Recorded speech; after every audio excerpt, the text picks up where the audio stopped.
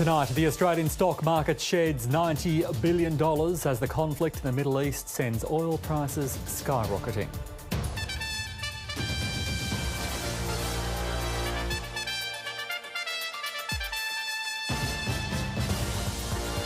Mojtaba Khamenei to succeed his father as Iran's supreme leader, with Israel and the US both vowing to make him a prime target.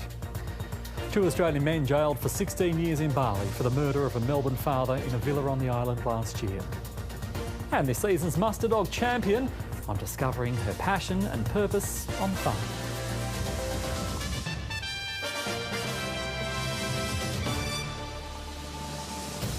Good evening, Michael Tetlow with ABC News. The war in the Middle East has sent the price of oil soaring, raising fears of it reigniting inflation and prolonged pain at the petrol pump. Strikes on oil production and storage facilities in Tehran and across the Gulf have markets in a tailspin.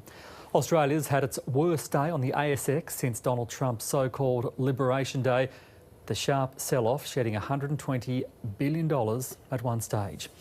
And the price of oil has been surging towards $120 a barrel at one point, up 25% in a day. And there is no end in sight to the crisis, with Iran appointing a hardliner as its new supreme leader in a message of defiance to the United States. Roads lined with flames and pillars of fire over Tehran. Daylight revealing the impact of Israeli strikes on a major oil depot that's still burning and now raining oil onto the city's residents. But you can see that the rain water is actually black, also saturated with oil. Across the Gulf, energy and oil infrastructure has been pounded. From Kuwait to Saudi Arabia, scenes of destruction that have markets in a tailspin.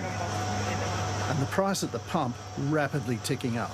I used to fill it with $60, and now it's like $80. We pulled up and it was $2.46, and when I filled up in the morning, it was $3. US President Donald Trump says the oil price pain is a very small price to pay, claiming they will drop rapidly when the war is over. Cold comfort for farmers across Australia. I can't believe that diesel's already over $2 a litre. This is crazy. The national average for diesel is now $2.21 a litre, and around the country, petrol now ranges from just under $2 a litre on average to $2.17.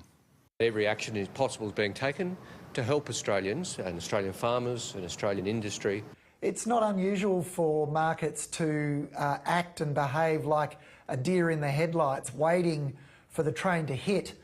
As we saw during Russia's invasion of Ukraine, fuel prices drive inflation. It took 3 years and 13 rate hikes to bring that price spike to heel.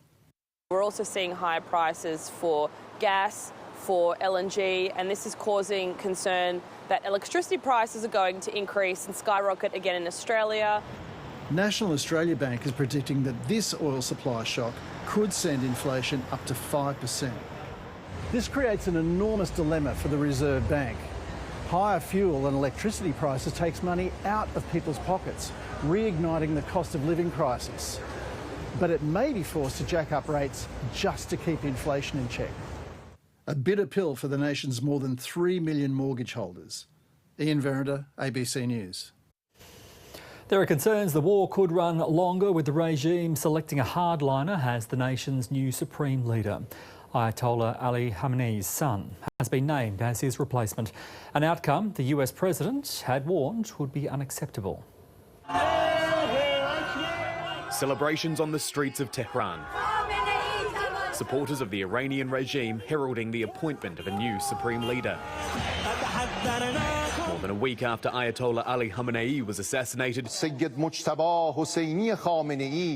Mojtaba Khamenei has been chosen as his successor. The 56-year-old hardliner is expected to carry on his father's legacy. Thank God someone became the leader who we are confident will avenge the blood of his father and will not compromise with America. That sentiment not echoed everywhere. Death to Mojtaba. People in Tehran can be heard yelling in this video. The announcement was made as the Iranian capital was still dealing with the fallout from Israeli strikes on oil facilities. Authorities warning residents of thick polluted air and acidic rain. One woman sent the ABC this voice note. Tehran has taken so much smoke that we can't properly see anywhere. The attacks have been this intense. Another Iranian telling the ABC over text message, the air has grown heavy. Cars and houses are covered with soot. It feels as if black rain is falling from the sky. Gulf states continue to bear the brunt of Iran's response. The United Arab Emirates releasing footage of its air defences downing Iranian drones. Target destroyed. As leaders across the region sharpened their public criticism. We deeply regret the unprecedented and unjustifiable attacks perpetrated by Iran. We never expected this to come to us from our neighbours. It is a big sense of betrayal. Iran has also fired barrages of missiles at Israel. Most were intercepted, but one hit a residential street in Tel Aviv. To the north, the Israeli military is intensifying its attacks on Lebanon, hitting a hotel in the heart of Beirut and killing members of Iran's Revolutionary Guard. I tell you that there is no safe place for the Iranian branches of evil anywhere in the Middle East. The death toll from Israeli attacks across Lebanon is climbing towards 400, including more than 80 children. The conflict prompting tens of thousands of Syrians who'd been living in the country to flee. We don't have a house, nothing at all. We're going without knowing where we'll stay. Uncertainty on the other side of the border, preferable to the danger they're leaving behind. Middle East correspondent Matthew Doran there. The Iranian community in Australia is becoming increasingly worried about the fate of the country's women's soccer team if they return to the war-torn country. Supporters are calling on the government to grant the team members asylum, but with them under a strict lockdown and due to leave the country any day, their future is unclear. They've really put their hearts on their sleeves. The tournament is over for Iran, but the drama is only just beginning.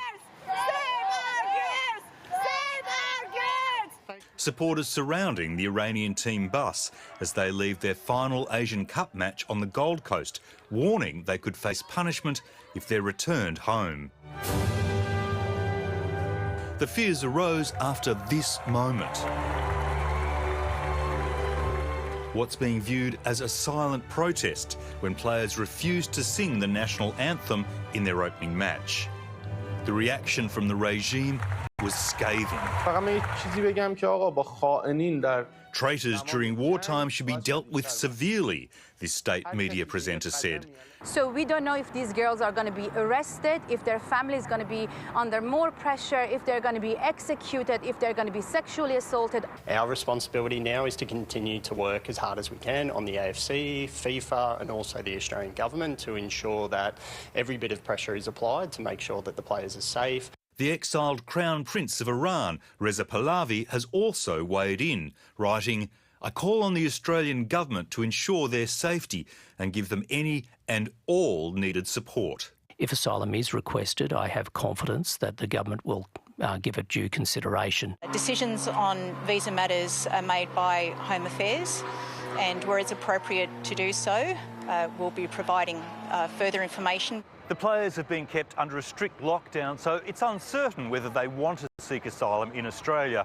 In any case, they're in an invidious position. If they do seek asylum, there are fears their families in Iran could be persecuted. If they return, they could be persecuted. Even the question of how they'd go back to Iran is uncertain, except that it would involve a long and dangerous overland journey. With the players due to leave the country any day, the future for Iran's women's soccer team is desperate and uncertain. David Mark, ABC News. 2 Australian men have been jailed for 16 years by an Indonesian court over the murder of a Melbourne father who was shot and killed in a Bali villa last year.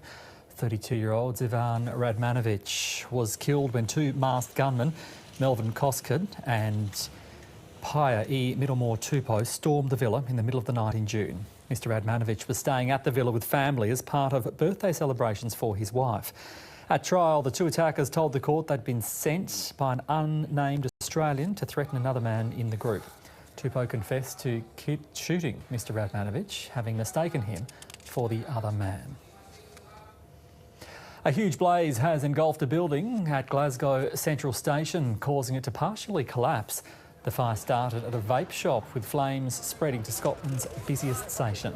Dozens of train services have been cancelled and the historic station remains closed until further notice.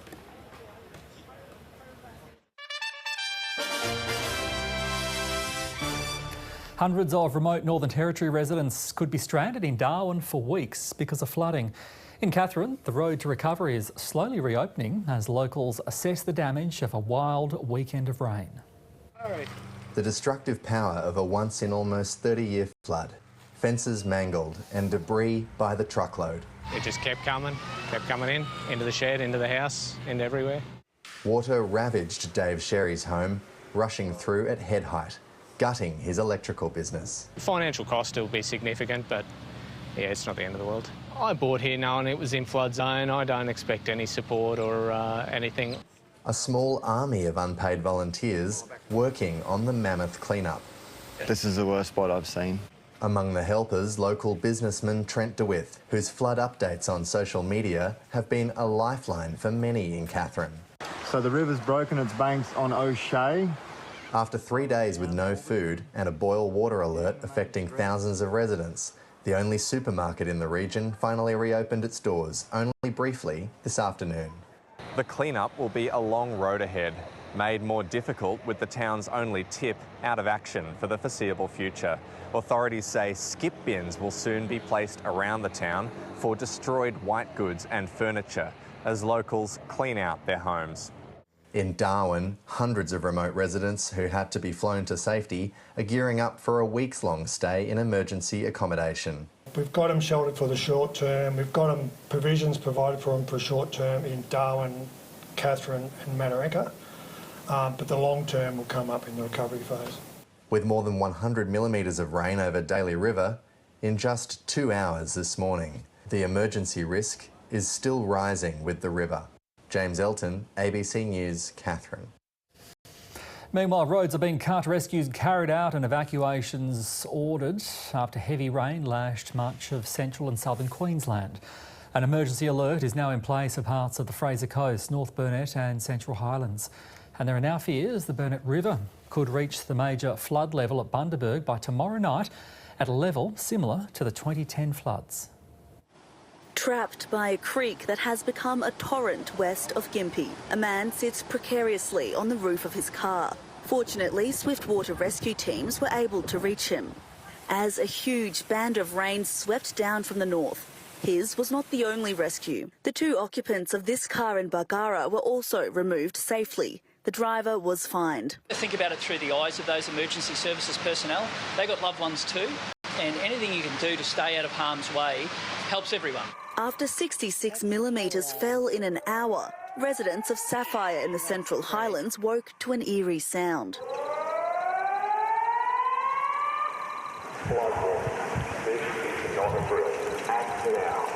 As another creek threatened to break its banks. While in the Burnett region, Paradise Dam began spilling this morning. Bridges were closed and hotel staff trapped in Maryborough as the Mary River began to rise. I live out of town, so I'll go stay at the pub tonight so I can make sure I get to work tomorrow. Further west, parts of the Western Downs had the kind of rainfall not seen in years. This motel owner was up all night, accommodating 20 people caught in floodwaters in Chinchilla. In country towns like Chinchilla, it's great where people can open a door and say, look, come in, you need a hand and we're there for you. For many, soaking rain is very welcome, but it's more than some roads and bridges can handle. I can't believe the quantity. It's way more than what I've had in one hit. Charlie's Creek here at Chinchilla is currently at the moderate flood level, but the Bureau of Meteorology is warning it could reach the major level overnight. So as the rain does start to decrease overnight tonight and stop tomorrow, downstream areas will still be experiencing the impacts of flooding. Grace Nakamura, ABC News, Chinchilla. A 43-year-old has been charged with murder over the fatal stabbing of another man at a campground in northern New South Wales. Police were called to the campsite northeast of Tamworth yesterday evening following reports of a fight. They say a man in his 50s died after being stabbed several times in the chest and neck.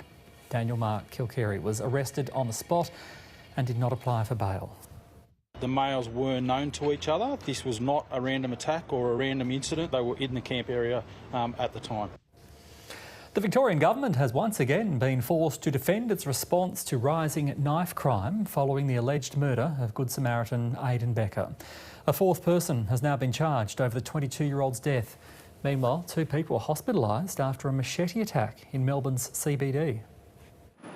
In the heart of Melbourne's CBD, the chaotic aftermath of a violent attack.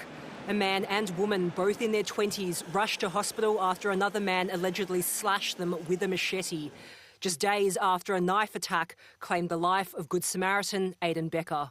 This crime crisis is out of control. Today, police charged a fourth person, a 17-year-old boy, over the alleged murder of the 22-year-old who died while defending a 14-year-old boy at Mernda train station on Friday night.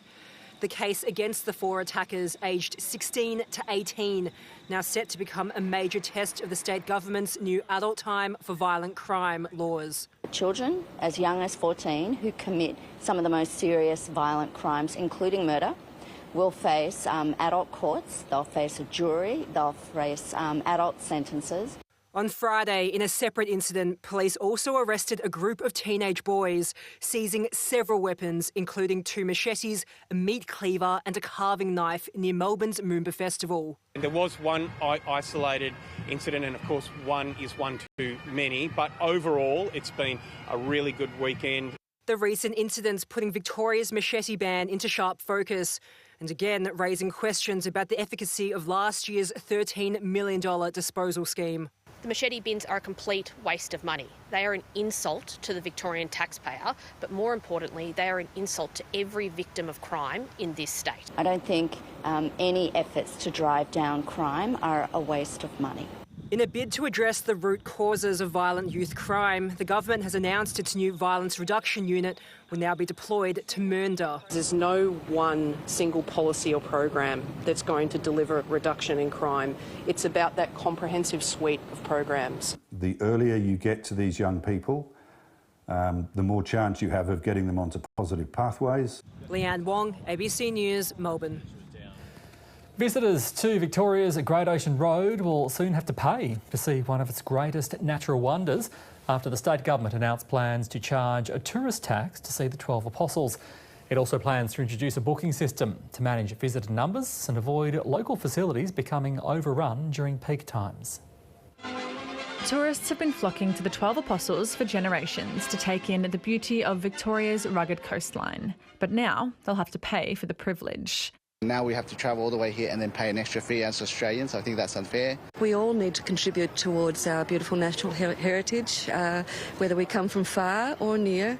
The state government has announced it will charge a fee to visit the new 12 Apostles Visitor Experience Centre and is looking at a booking system to take pressure off the area at peak times. That needs to be managed for that to be a good experience, particularly in peak times. Locals and members of the Eastern Maar Indigenous community won't have to pay. But with more than 2 million visitors annually, finding a car park is already a trial. It was horrific. I was here like 5 years ago showing another family friend around and we got a park within 2 seconds. And today we were in the overflow. Tourism bodies have long advocated for a visitor fee. The state government previously rejected the idea of raising money through paid parking, but now says a tourist charge makes sense. We've seen no diminution in visitations to Uluru, Kakadu and Cradle Mountain because of a reasonable charge that international tourists and Australian tourists expect to pay. Because the Allan Labor government has mismanaged the books, mismanaged the budgets for a decade, Victorians are now going to have to pay an admission fee. The state government will now negotiate with local tourism organisations and councils to set a price, which could be in place by the end of the year. A small charge of, say, $15 to $50, and sometimes that's per carload, is sort of what the going rate is. Natural wonders at a price. Olivia Sanders, ABC News. A West Australian woman who made a move from the city to a farm for love is being celebrated as one of the country's top dog trainers. From her coastal property in Western Australia's Great Southern, Courtney and her border collie Blossom have shown that juggling motherhood, farming and dog training is possible and full of purpose. gearing up for a day in the yards as national champions. Good girl. I was shell-shocked when I found out that I won Muster Dog Season 4 and I lost for words. The Great Southern WA farmer took out the top spot alongside her border collie Blossom, beating 5 other trainers and their pups. And it was just so incredible and I'm so proud of myself for doing it and stepping out of my comfort zone. After moving from the city to her husband's farm and starting their family, Courtney discovered her passion for dog training. I did find the transition quite difficult, and through that I found working dogs to be my outlet and my hobby and something that would fill my cup and give me a bit of my own identity. For Courtney, being on Muster Dogs wasn't just about testing her dog handling abilities. It was also about shining a spotlight on the isolation that women living in the country can face when they move to a farm. Courtney hopes sharing her story around motherhood will inspire other women to do the same. I stopped doing things for me and caring for myself. So it was very difficult and taxing and just no self-love. I just, cracked a bit and there was not a lot of support out here for me. My family was far away and, this is all new. But she discovered she's not alone. I've had a lot of positive feedback, a lot of women messaging me and wanting to connect and just saying that they, have felt the same things. From hardship, a new passion has blossomed. And this top dog is making sure life is as good as it can be. Kate Forrester, ABC News, Cape Rich.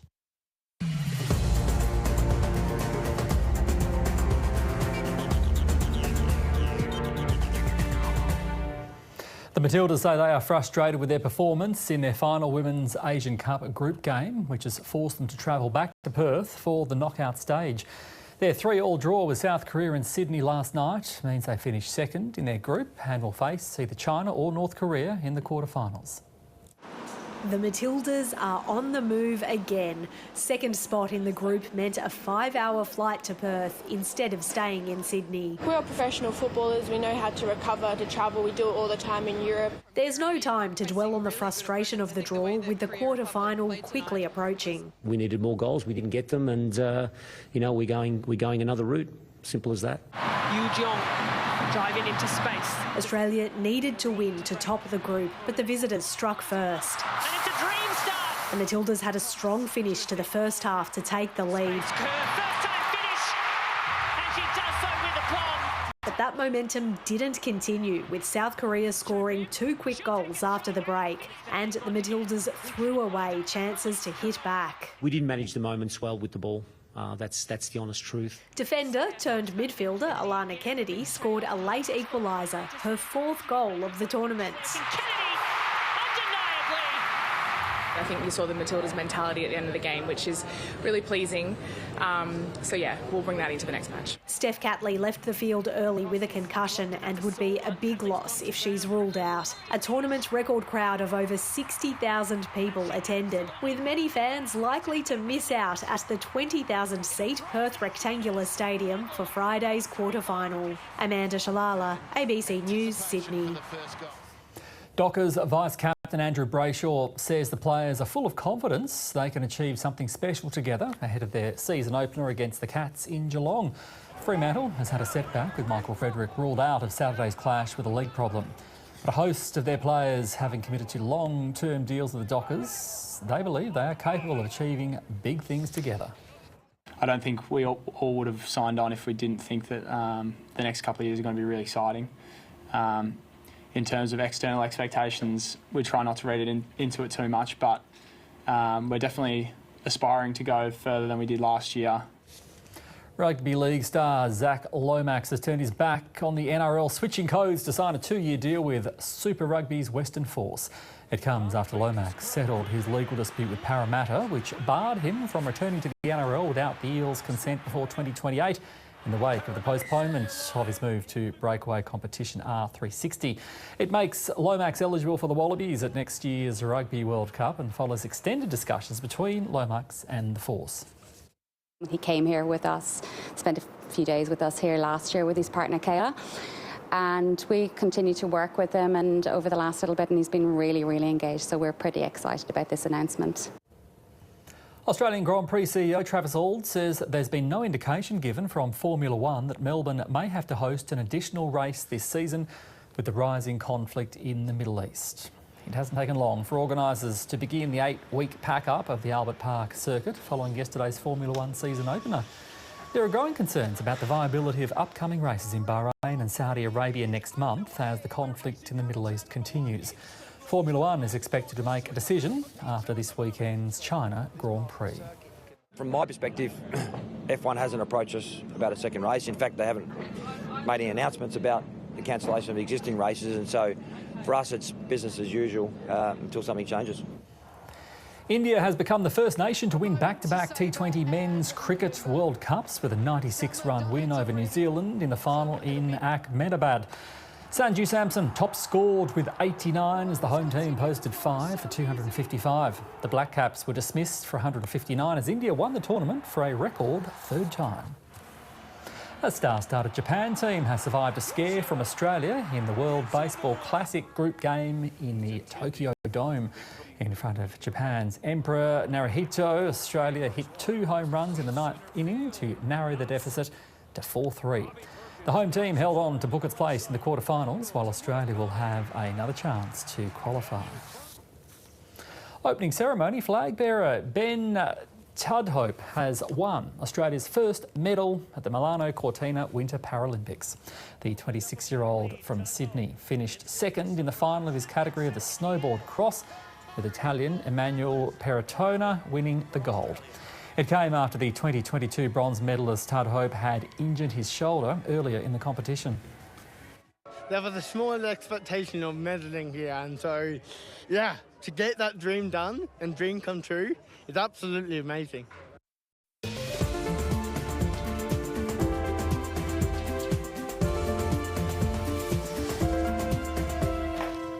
17 degrees for Perth tonight, partly cloudy tomorrow with a top of 25 degrees. In Adelaide, a sunny Tuesday ahead with 32 the top. Hobart, a late shower or two and 25 degrees.